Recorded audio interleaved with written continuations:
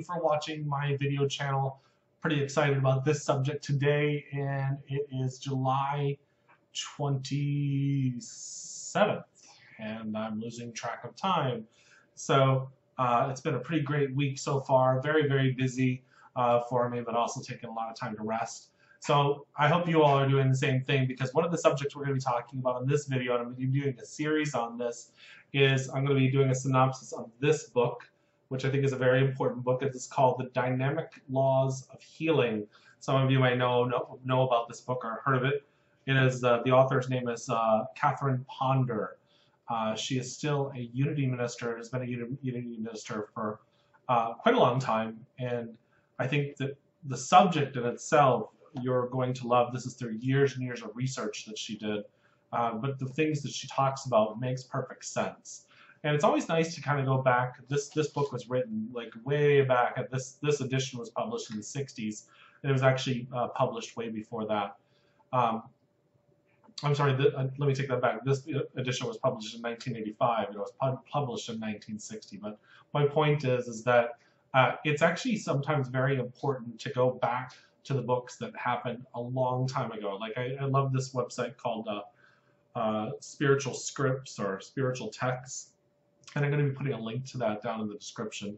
But basically, the reason why you want to read that is because it actually gives you these books that were written before we kind of got a little bit airy-fairy in the metaphysics. I don't want to say a little bit. We got very airy-fairy in the metaphysical studies, as well as in Christianity and other religions. They've gotten very airy-fairy as well.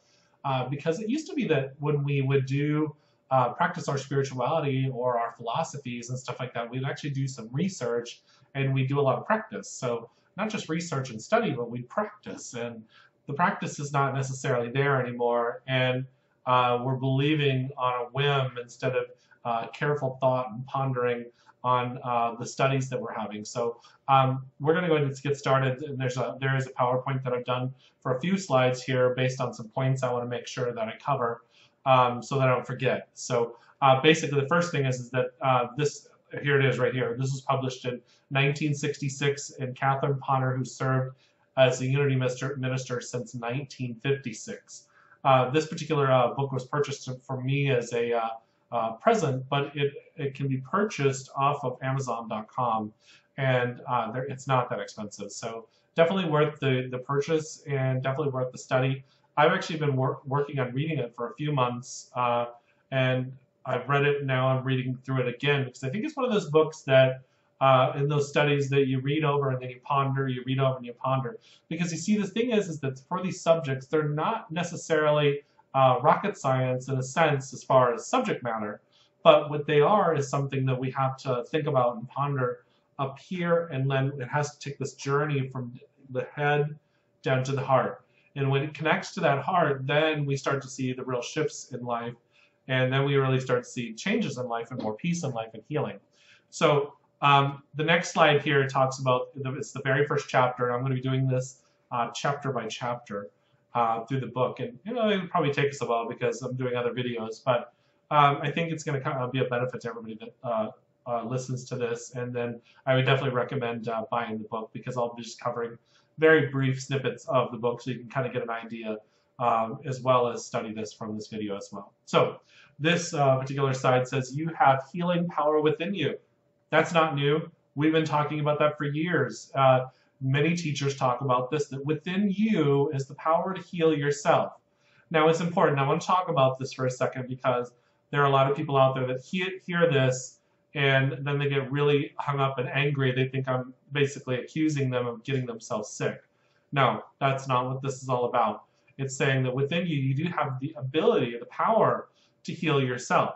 Now, there's a whole bunch of factors that go on within that. And this is not a part of the book. This is something that I've experienced in my own life, in my own understanding, and my own philosophy, and my own belief through years and years of study and meditation. What I do know is that there are several circumstances and things that bring you to this point in life. Now, you could had several past lives experiencing something that are pressing on this particular life, or the karmic ties that are causing what's in this lifetime. You could have things from your childhood. You could have things happening at work. there can be a whole lot of things that influence, and that's about influence as far as what's happening in your particular life at this point. But the point is that to say you have the healing power within you is, yes, you do have the power. It's there. Whether you're in a space right now or in a karmic or soul progression, to be able to do that right now is a different story. Neither one is wrong. Neither one is wrong. Whether you're in a place where there's a lot of sickness or if you're in a lot of health, neither one is wrong. The point of this message is for us to start thinking in the mindset that I am empowered and I have the power within me to heal myself. So with that being said, wherever your soul is at is the level of healing that you can do at this point. And it doesn't even mean that you're limited there, because we have to be really careful about the limitations we set with our words. I just want you to think very expanded and consciousness-wise of that you are not just this body, and you have to start thinking that your super consciousness is vast. Now, the soul chooses experiences, and because the soul chooses experiences, that is where you could be at wherever you're at in your life. That doesn't mean it can't change tomorrow, because you can actually work with the soul and change that and change the dynamics of what's happening right now. But with that being said, the word health comes from the Anglo-Saxon word meaning hale, whole, well, and hearty. So it basically means whole, holistic, more than just a fragment of yourself, not just symptoms. So a lot of times modern day medicine, what we're doing is we are treating symptoms. And because we're treating symptoms, we're not treating the whole perspective of the person that we are treating. So we're treating like, hey, I got a cold and I'm getting sick, but we never look at the food and how much rest somebody's getting. Are they meditating? Are they finding harmony within themselves? Those kind of things. Doctors don't look at that kind of stuff because they are symptom managers. So your body has, the next point here is your body has super wisdom. Your body has super wisdom in that it is biased towards health rather than towards disease, meaning it has guess the way to put it is it has a good interest, a great interest in making sure you're healthy. It's biased towards becoming healthy. It is not biased towards you being sick.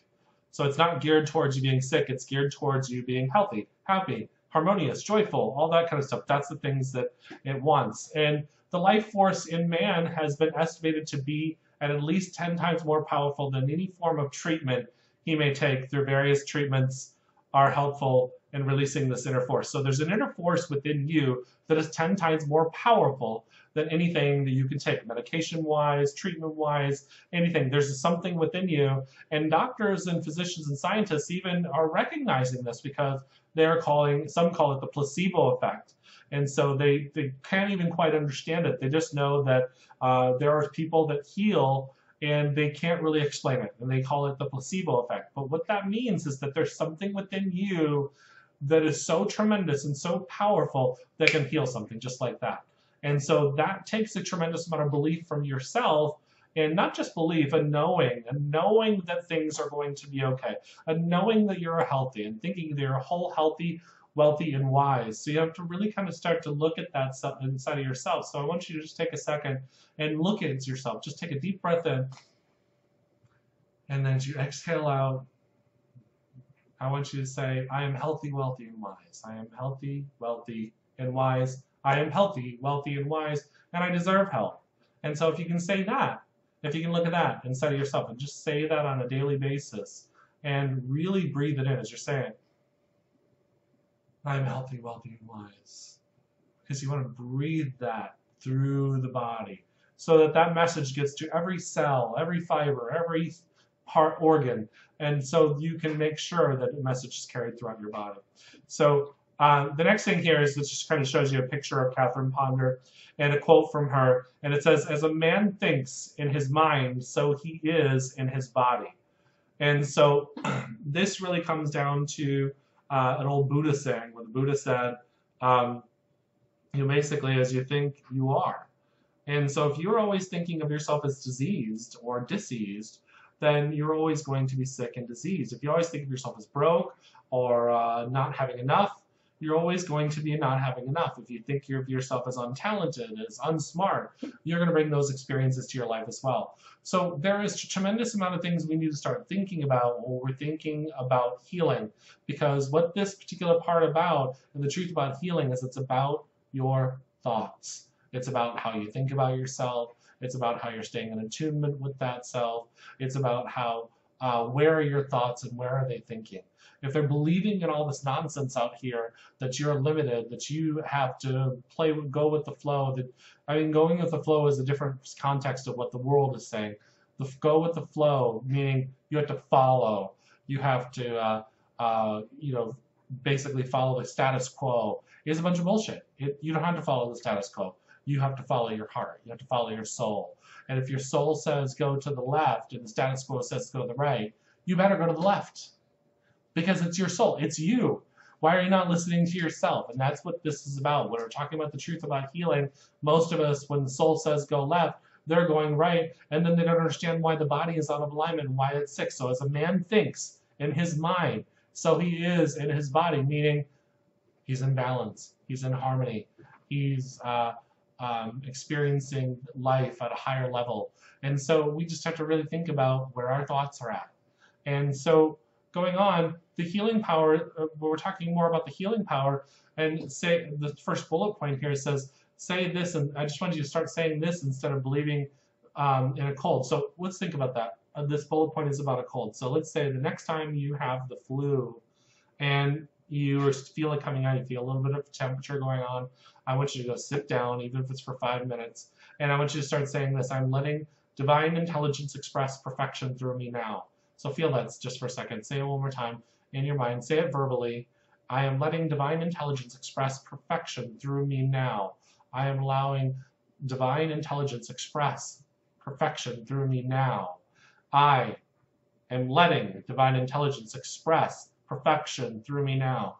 And so if you feel that and you start saying, no, not going to be sick. I love you.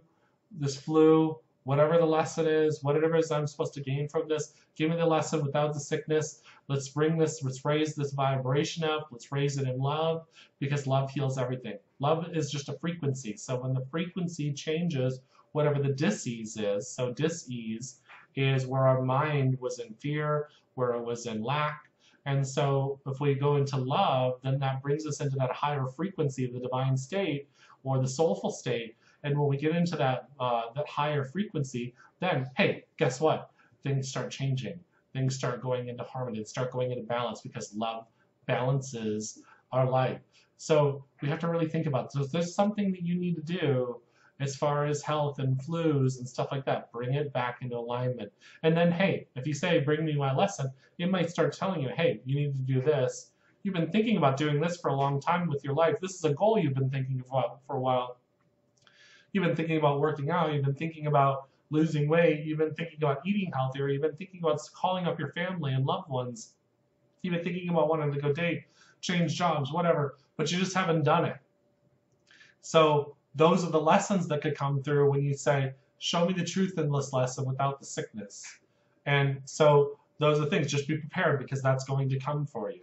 If you ask for it, it's going to come. It'll come in the form of a thought or a lesson or whatever. But it's just something. I just want you to be prepared for.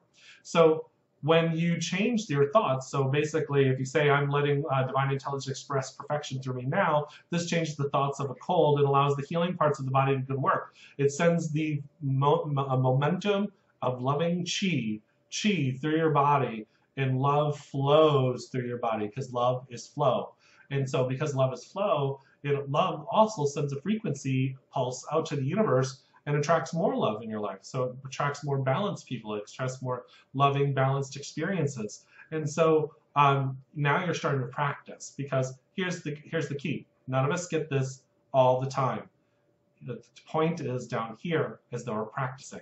And when you're practicing, you face every circumstance in your life head on. But you do it with optimism, you do it with excitement, and you do it with happiness. And when you do that, you're just going to bring things more into alignment with joy, happiness, harmony, those kind of things. Those are the things we're all looking for. So there are people out there that say healing is God's will. And I'm here to tell them that they're full of shit. No, no, it's not. It's not God's will. Not at all, under any circumstances. And this comes from people that worship a limited, neurotic God. And that's not the God I worship. I'm not saying that's not a God up here, but I'm also saying God is everywhere, and God is within us. And so if God's within us, then healing is God's will.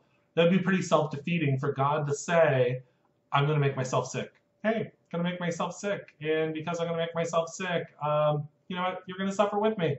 Because God, if God is everything, then, hey, God would not set it up to be sick. So now some could say that sickness isn't sickness. It's not anything bad. It creates the friction to form the harmony. In other words, pearls are formed through friction. So sickness, what is it really?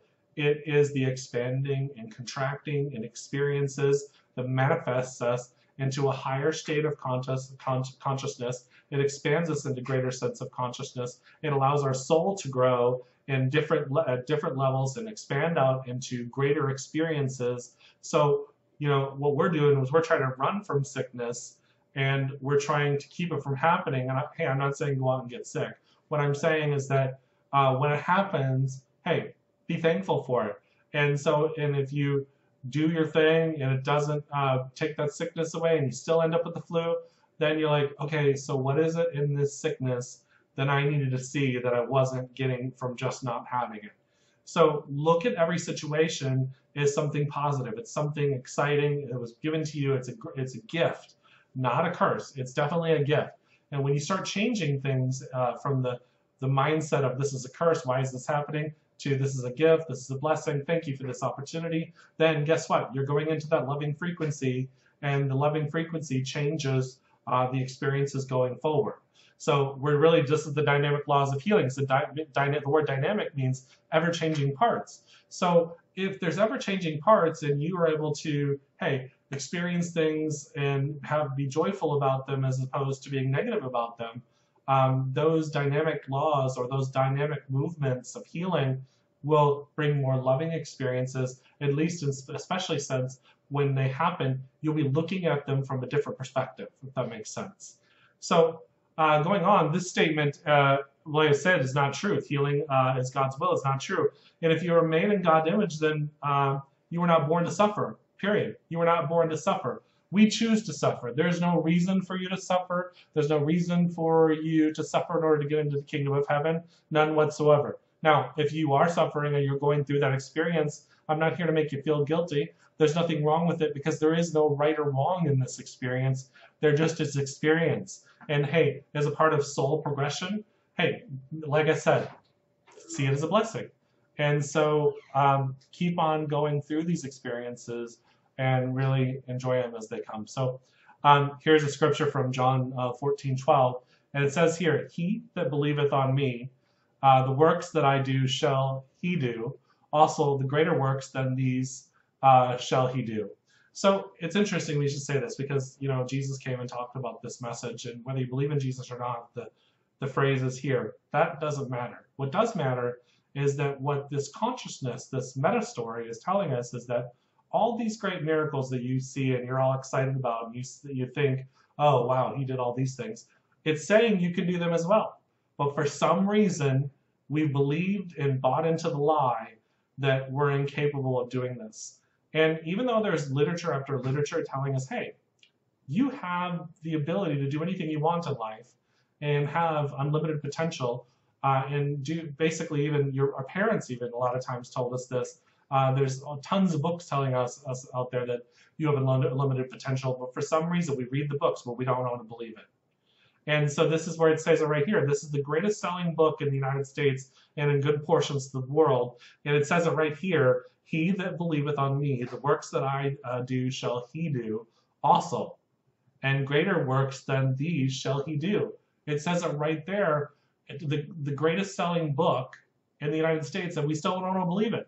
So we basically buy this book, spend the money, and we don't believe in it, which is a bunch of crap. So it's something we really just need to start looking at and really start pondering and thinking about. It also says here, the kingdom of heaven is at hand. And some translations says the kingdom of heaven was within you. So we say the kingdom of heaven is within us. We read it, we stand up on pulpits, we praise and we sing all about it. But you know what? We're all full of crap because we don't want to believe it. We sing about it, we do that and all that stuff, and then we believe some schmuck gets up on a podium and says, "You're sinners," and he has no clue what sin means. He has no clue about what the word means because he bought into some schmuck standing up on a pulpit and studied based on that perception. But what sin really means, some people believe it means missing the mark. Here, what I will say is this: is that this divine energy is everywhere. If it's the trees, it's the cars, it's the couch, it's the grass, it's the dogs, and everything else. Meaning, it's everything. That means it's within us, like what we're talking about. So, if God is within us, then that would make us God, and that pisses everybody off because then that means that they have to take responsibility for their lives instead of blaming everybody else and bitching about their lives. So if you want to have the kingdom of heaven within yourself, like it says, then you have to start making choices in your life to be in alignment with what you want.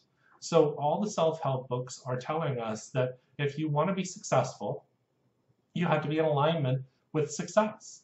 So it's interesting. I just listened to a Napoleon Hill book on audio, and Napoleon Hill studied with Andrew Carnegie. He was one of Andrew Carnegie's apprentices, and Andrew sent him out and I said, "I want you to spend the next 20 years. I'll pay for all your expenses over the next 20 years, and I want you to study the wealthy, the successful." And one of the people he studied was Henry Ford and several others. He basically followed these people for 20 years. And what he saw is he saw consistently that the successful people, wealthy people, did the same things over and over and over again. And what he found is a lot of these people were self-made. They got their wealth, they got their success in their life, but they weren't looking at it from a perspective of, I have to get out of this hellhole. They were looking at it as, I have an idea, I'm inspired, and I'm going to go forward with it. And they never gave up. And because they never gave up, even the setbacks that they had, they just kept on picking themselves up and moving forward. And because they did that, hey, eventually they hit that ceiling. And when they hit that ceiling, life started happening in that direction that they dreamt about all these years. So they worked towards that kingdom of heaven within themselves. All the doubts that they have, all the fear that they have, it still was there. They had all the same things that you have going on inside of yourself. They just did not let that drag themselves down. They just kept on pushing through it, moving on. They had what is called perseverance. And so what I will share with you is that when we're flipping our mindset from victim to victory or success or hero, meaning every time something bad happens, we don't go and say, no, I can't do it, it's too hard. We keep on facing towards these and moving forward, then we'll eventually achieve what we're looking for in our lives. So here's something I thought was interesting from this book as well. It says heaven means harmony. So, the word heaven means harmony. So it's not some place in the sky that you achieve through afterlife. It's what's happening on right here. So when in alignment with our Creator, yourself, and your fellow man, you are then starting to work towards healing and harmony. Here's interesting. In the metaphysical community and the spiritual community and many other communities, we spend a lot of time looking at what's wrong with the world. Hey, there's nothing wrong with looking at it and realizing there's things going on that are not truthful, that are out of alignment. Hey, that's just paying attention. What I'm getting at is that they are angry and they are pissed off and they're looking at and judging it. So there's an old phrase that a friend of mine said, once you got one finger pointing out in judgment, you've got three pointing back at you. What that means is that clean your own damn shit before you start judging another person. So in other words, pay attention. If you start cleaning your own house and finding peace in your own life, then you'll have enough peace when you go to talk to somebody or when you start speaking about something to be able to say, hey, I can obviously see that's messed up over there. And hey, I'm going to speak out about it, but I'm not angry and I'm not going to create vengeance or anger or creating more disharmony because I already have harmony in my life and I don't want to screw that up. So what it's saying here, when it says, when in alignment with Creator, yourself, and your fellow man, you're starting to work towards healing and harmony. What that means is that you're still, even the ones that you look at and you don't like what they're doing, you have a love for them. You can tell them the truth. You can hold them accountable, but you still have a love for them. You know that what they're going through in what they're doing is not what their soul wants them to do. They're out of alignment with their soul. That takes a tremendous amount of compassion to look at that and say, hey, that person, what they're doing, really out of alignment with their soul. And it must be a pretty miserable life. Not in judgment, but it's just looking at it and saying, you're separating yourself. You're adopting that principle of not my circus, not my monkey. And when you do that, then you don't have to be attached to what everybody else is doing. You can have peace in your life, live your life, and enjoy it while you're going throughout life. So last couple slides here is it says health and salvation are the same thing. So the Hebrew and Greek words translated salvation and health and the Bible are often the same. So in the Bible, when it said salvation and health, they were the same meaning. And so what we're doing, and we've been taught this lie that this person's coming back after 2,000 years and is going to save us. And I'm sorry, you're going to keep waiting. It's a bunch of crap. You're your own salvation. And so, and when the sooner you realize that you're your own salvation and nobody's coming, let me say that again, nobody is coming. And you're going to keep on waiting, and you're going to die, and you're going to come back, and you're going to keep on waiting, and there'll still be these people waiting until they finally wake up and say, wait, nobody's coming. Because the person that they were waiting for was themselves. So the reason why there's a lot of disease and unhealth, not health in life, is because we're believing in what other people are saying to us instead of believing what our own soul is telling us. And our own soul is telling us this is incorrect. And so we've got the wool pulled over our eyes. We've got this veil pulled over our eyes that we don't want to see anything. And, you know, that's why we're having a lot of issues. And then we're arguing. One person, we're pointing fingers at this and saying this person's wrong. And I mean, social media is just blowing up with people arguing about sometimes it's really valid things, but we don't need to argue. We just, hey, whatever happened to having a discussion and figuring things out and working things out. So going on here, it says permanent health comes from freeing the mind of its beliefs in ignorance and sin. So we really believe, I told a woman one day, she was a beautiful woman, I said, you are a beautiful divine soul and child of God. She goes, no, I'm a sinner. I'm like, but it says in your own damn Bible that you're a beautiful child of God, that you're a child of God. So if you're a child of God, and literally she dropped her head, looked down at the table in shame. That's not what, if you really believe, and it also says that you were made in God's image. So you're telling me that God put you down in here, made you in his or her image, whatever you want to refer to it as, and then said, you're a sinner. I made you like me, and yeah, you made you like me, and so basically I must be a sinner too because, yeah, does made an image, sinner, whoever came up with this is an idiot. They're a complete idiot. What were they thinking? We have to really start thinking about these things are not logical. And in any philosophy discipline, even in metaphysics, there has to be a logical sequence. It has to make sense. And in studying theology, it has to make sense as well. So there is a meta story behind everything. Sin, it actually means turning your back on yourself.